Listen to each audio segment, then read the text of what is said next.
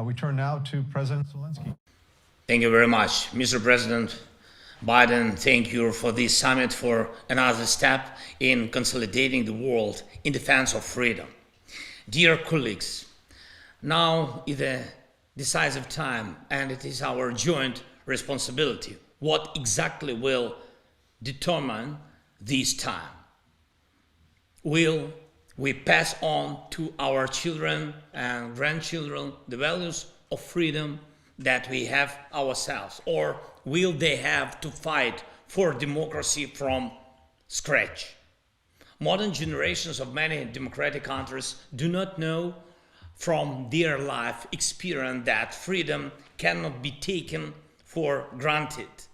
Most people can only learn about this from history textbooks, from the stories of wars of independence that took place generations ago and battles of freedom won by others. But the experience of the enemies of freedom is always fresh. They don't refer to textbooks. They know how to break democracy and destroy life. It is enough for them to have their slightest feeling that they can go unpunished, and then evil acts. This is where the threat to our values comes from. This is why democracy is in danger. Ukraine knows what it is to fight for democracy right now, and let our experience of preserving freedom during total war help protect the free world, each of your peoples. When you see Ukrainian cities burned by Russian aggression, and when you see brave Ukrainian soldiers that stop the movement of the aggression through our land, notice what you are actually seeing. This is deciding the fate of not only Ukraine, this is deciding the fate of everyone who is used to living freely. Russian propagandists and accomplices like that. Allegedly, the West is fighting against Russia on the territory of Ukraine. It's worth understanding what is really going on. It is Ukraine that tyrannical Russia is able to reach with its bloody hands, with missiles and artillery, bombs and tanks. But the Kremlin's ambitions does not end just where its hands reach. Russia has been at war with all of you for a long time, with the democracies of the world. It fights via disinformation, election interference, espionage, corruption exporting, cybercrime, by trying to trigger an energy crisis and price explosions in markets that will hit your people with insane electricity or gas bills.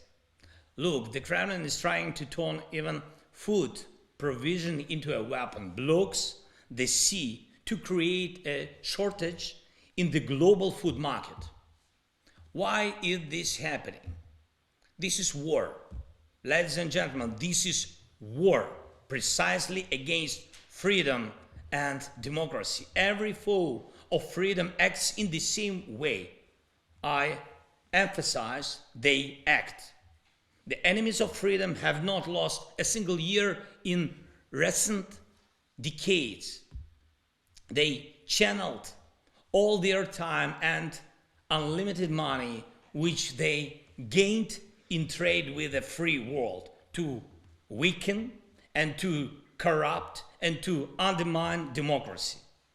But have all the efforts of the free world been aimed at limiting the aggressive potential of tyrants and autocrats and at bringing them to legal responsibility for their crimes? Unfortunately, no. We have to fix it. Democracy must be able to act and act in advance.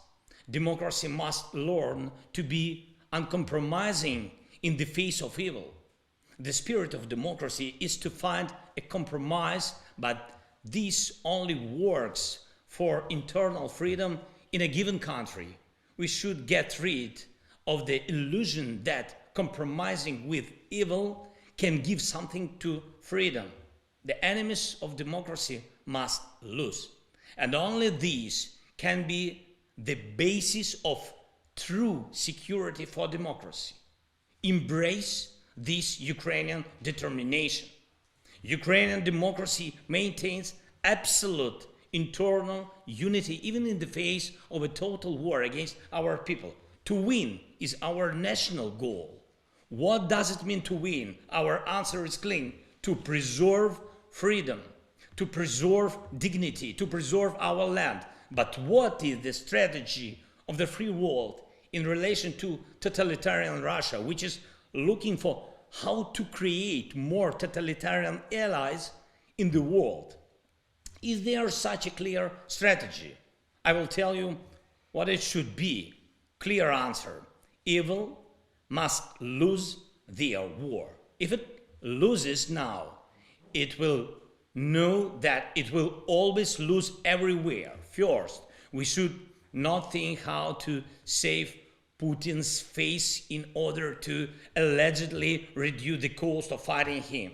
We should think how to preserve respect for democracy in those countries where freedom has yet to win. Second, when a fire breaks out, firefighters cannot wait months for fire trucks to be provided or accept that fire hydrants should be mandatory only for short distances. It works the same way in war. The more restrictions on the defenders, the more casualties and destruction, because the flames of aggression now know bounds. That is why the defense of democracy must have all the weapons that will reliably guarantee the defeat of the aggressor. Third, Russians must contribute to protecting the world from their Kremlin, whose impunity they have tolerated. It is necessary to look for, freeze, and direct for recovering not only individual assets of the aggressor state and individual related parties, but all assets of Russia and Russian wealthy who have traded silence for increasing their wealth. They must have a motive to act in defense of freedom and to bring an end to this aggression and the Kremlin's terrorist rule. Dear colleagues, war makes things crystal clear. These days I visited our regions near the front line, and there you can see what aspects of leadership are needed now. When our fighters repel the assaults near Bakhmut, they cannot wait for weeks before firing an artillery shot in response to the enemy's actions. The fire must be immediate and neutralize the threat. All our decisions should be just as quick, but for some reason sanctions against Russia are much slower than Russia's aggression. Global pressure on Russian elite is weaker than its motive to accept the Kremlin.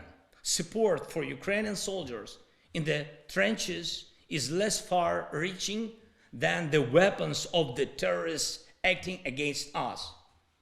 And your own willingness to defend your democracies is less resolute than the intentions of those who want a world war against democracy. Democracy needs a victory now, this year, not some other time, not over time, now. And we are able to ensure this, Ukraine and everyone who helps. And I'm sure we will, but act, please, colleagues. Thank you very much for your attention. Thank you for your support, Mr. President, and to all colleagues. Glory to all who fight for freedom. Slava Ukraini! Thank you. Thank you very much, President Zelensky.